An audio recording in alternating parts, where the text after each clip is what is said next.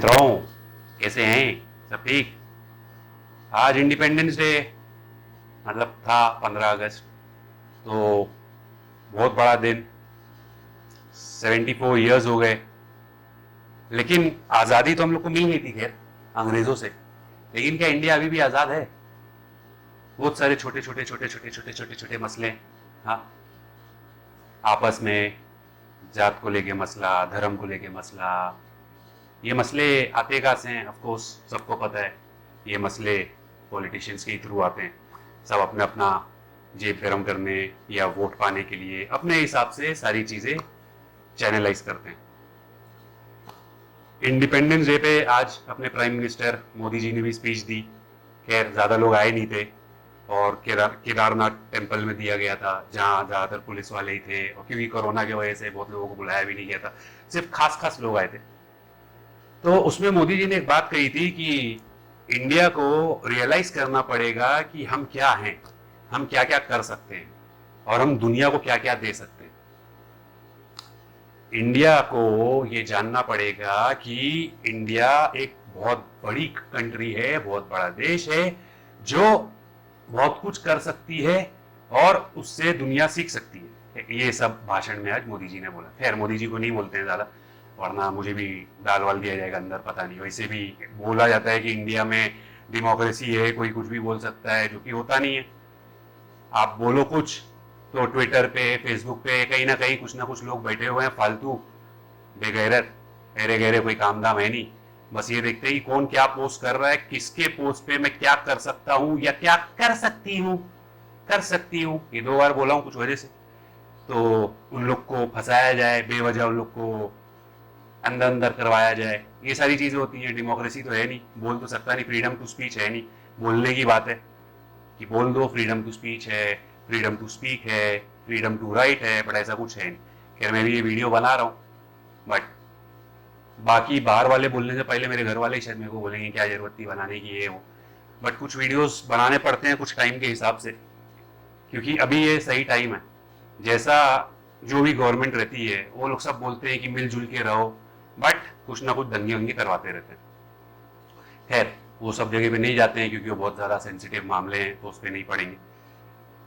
फिलहाल जो इंडिया में मसले चल रहे हैं सारे रिलीजन्स को लेके, वो क्यों हैं?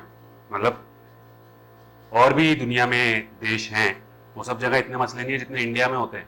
इंडिया में इसलिए होते हैं, जैसा मैंने कहा, सब गवर्नमेंट जो होती है उसके हिसाब से चलता है, उन्हीं का किया जाता है सब कुछ। आपस में लोगों को मसले नहीं है। मेरे भी बहुत सारे दोस्त हैं जो दूसरे रिलीजन से हैं, उनके भी बहुत सारे दोस्त हैं, आप लोग के भी बहुत सारे दोस्त होंगे जो दूसरे रिलीजन से। आपस में किसी को कोई मसला नहीं होता, आपस में जब मिलते हैं तो भाई भाईचारे से मिलते हैं। बट कहने की बात यह है ना कि ऐसा क्या हो जाता है, स्पेशली जो अपनी इंडिया की जो न्यूज चैनल्स है ना, जो बिके हुए न्यूज चैनल्स हैं, इनका सबसे बड़ा काम रहता है कि कैसे न्यूज को बढ़ाओ, हॉट टॉपिक बनाओ, अजीब अजीब हेडलाइंस दो, एकदम भारी भारी, पब्लिक आगे देखेगी, पब्लिक उस पर रिएक्ट करेगी, पब्लिक को बनाओ, वर्ड नहीं बोलूंगा।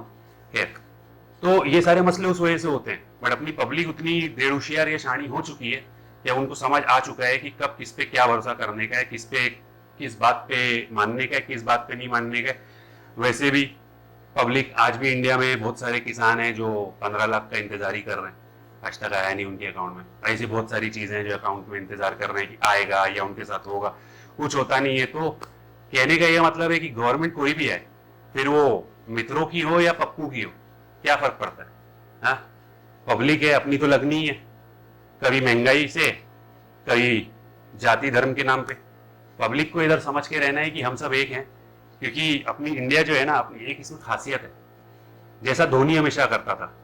खैर रिटायर हो गया धोनी भी, एक लाइन में उसने ट्विटर पे और इंस्टाग्राम पे ट्वीट कर दिया कि मैं रिटायर दे रहा हूँ। उसके साथ साथ सुरेश रैना ने भी रिटायरमेंट ले लिया। बट धोनी हमेशा कहता था ना कि इंडियन टीम में इतने सारे लोग हैं ना, इतने सारे अलग अलग रिलीजन के, अलग अलग कास्ट के, इन सबको लेके चलना, एक टीम बनाना। क्योंकि जब वो कैप्टन बना टीम एकदम बिखरी हुई थी, बहुत सारे सीनियर प्लेयर्स जा चुके थे, उसने उस टीम को बनाया। आज विराट कोहली उसी टीम को संभाल रहा है, धोनी ने उस टीम को खड़ा किया था। उसी तरह इधर अपनी गवर्नमेंट तो ये कर नहीं रही है अपने साथ कि सबको मिला जुला के चले, इधर हमको ये काम करना है कि हमको मिलजुल के चलना है, हमको ये सारी चीज़ों में पढ़ना नहीं है। और जो फालतू के लोग बैठे हुए हैं ना सोशल मीडिया पे, जो अपने आप को बहुत बड़ा वो कहते हैं कि हम देशभक्त हैं, देशभक्त बोलने से या देशभक्ति ट्वीट करने से देशभक्ति नहीं आती। आप देशभक्त तब कहलाते हो जब आप इंडिया को, हिंदुस्तान को, उसकी मिट्टी को आप दिल से सही में उसको मानते हो, उसकी जो भूमि है, मातृभाषा है, ये सारी चीज़ें आप उसको मानते हो, वो सारी चीज़ें आप जानते हो।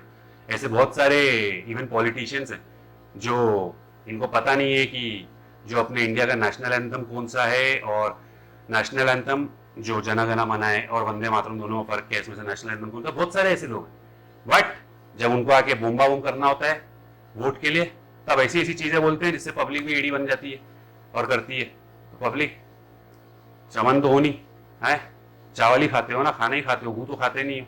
ध्यान दो ये सारी चीज़ों पे, इनके फालतू की चीज़ों में ना पड़ो और मिलजुल के रहने की आदत डालो। सब लोग मिलजुल के रहो। खैर चले, अपना अपना ख्याल रखें। और हाँ, स्पेशली वो लोग जो बैठे हुए हैं सोशल मीडिया पे लोगों को टारगेट करने के लिए, ज़बरदस्ती परेशान करने के लिए, उनके लिए खास बोलूँगा कि कुछ भी कर लो, जो बेगुनाह है या जो इनोसेंट है ना, उसको तुम फंसा नहीं सकते, कुछ टाइम के लिए परेशान कर सकते हो। और सबको इसी दुनिया में मिलता है, तुमको भी इसी दुनिया में मिलेगा। खैर, अपना अपना ख्याल रखें और अपनी अपनी दुआओं में थोड़ी दुआएं मेरे लिए। आस्था ला विस्ता।